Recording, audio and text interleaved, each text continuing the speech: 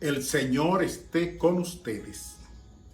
Lectura del Santo Evangelio según San Marcos. En aquel tiempo, Jesús y sus discípulos se dirigieron a las aldeas de Cesarea de Felipe. Por el camino preguntó a sus discípulos: ¿quién dice la gente que soy yo? Ellos le contestaron: unos Juan el Bautista, otros Elías y otros uno de los profetas. Él les preguntó: ¿y ustedes? ¿Quién dicen que soy yo? Pedro le contestó: tú eres el Mesías. Él les prohibió terminantemente decírselo a nadie y empezó a instruirlos. El Hijo del Hombre tiene que padecer mucho, tiene que ser condenado por los senadores, sumos sacerdotes y letrados, ser ejecutado y resucitar a los 3 días. Se lo explicaba con toda claridad. Entonces Pedro se lo llevó aparte y se puso a increparlo. Jesús se volvió y de cara a los discípulos increpó a Pedro: quítate de mi vista, Satanás. Tú piensas como los hombres, no como Dios.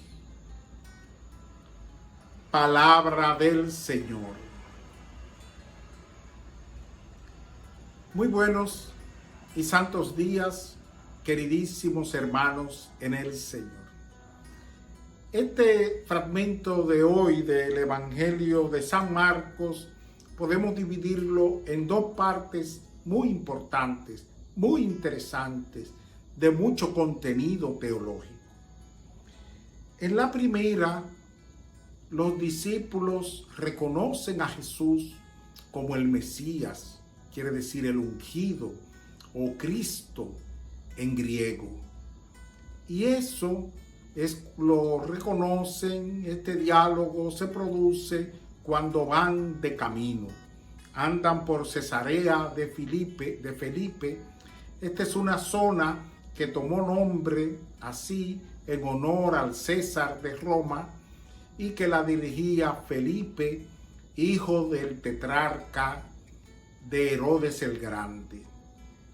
Entonces, los discípulos, al reconocer a Jesús como el Mesías, como el ungido, pues están hablando en la persona de Pedro, inspirados por el Espíritu que les revela esta gran verdad. Jesús es el Mesías, el Hijo de Dios, el que tenía que venir.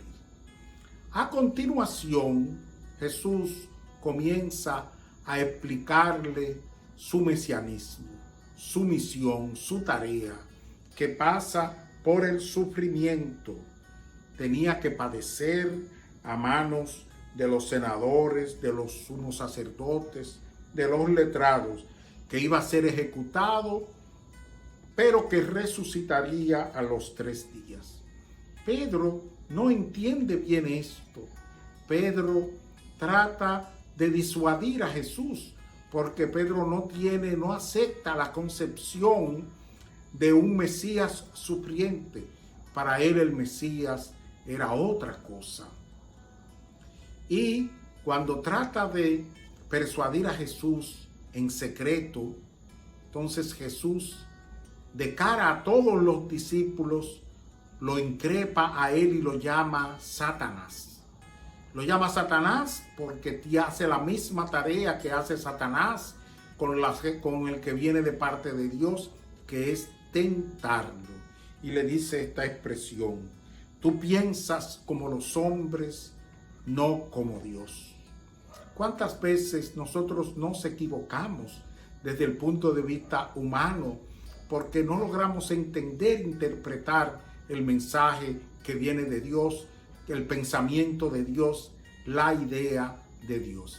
Otra cosa que a mí me resulta muy chocante de este evangelio y que nos puede ocurrir a cualquiera de nosotros es que en un momento podemos estar inspirados por Dios, inspirados por el Espíritu Santo, y que un momento después podemos dejarnos utilizar como tentación por el demonio.